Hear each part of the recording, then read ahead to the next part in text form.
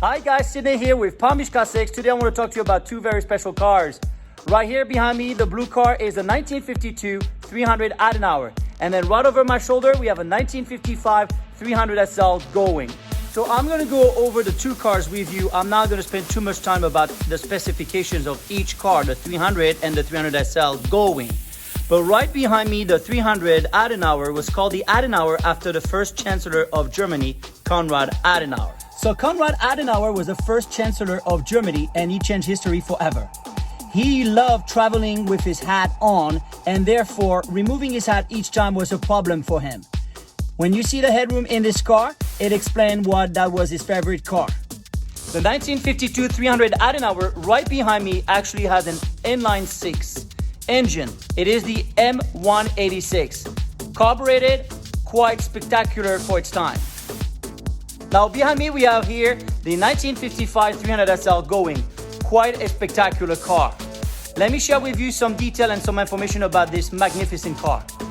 Alright, so here's the engine. Do you recognize it?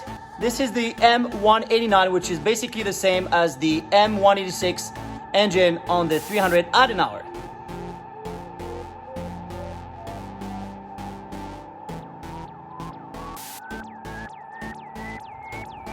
Now the engineering in this car with this engine is quite spectacular.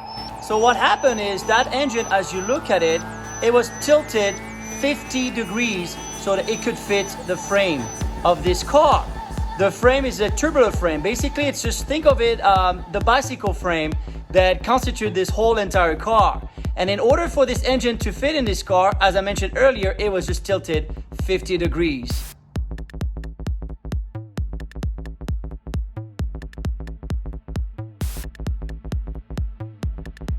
The engineering behind this Gullwing 300SL is quite spectacular. Look at the doors, the Gullwing doors. Quite iconic for its time. Now, why the doors were created like that? When the car was built, it has a tubular frame, which is basically, think of it like a bicycle frame that constitutes the whole entire chassis, the whole entire frame of this car. And then right here, basically going from front to back, remember, going in and out of this car is quite not easy. But the frame runs basically right there, underneath there. And that is why the doors are just built like that, so that it was just engineered in a way that it would just create a design like never seen before. So earlier I was explaining to you the way that the frame of this car was built. So right here, as you can see from front to back, the opening and to get in and out of the car is quite a challenge. Right underneath, right there, you have the frame that runs right underneath, and that is why they have created the entrance like this and why they have made the Gullwing doors. Alright, so now let's just talk about the hood. You see the bumps that you see right here on the hood, left and right? One of them actually serves no purpose at all.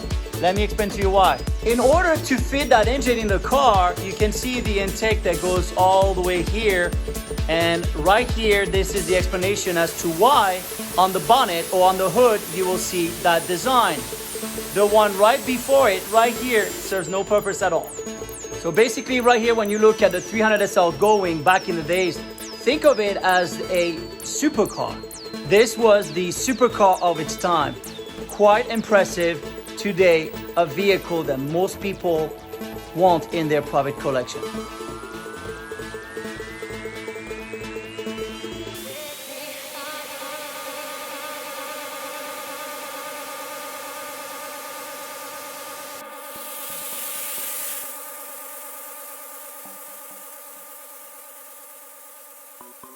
Take me higher, take me higher.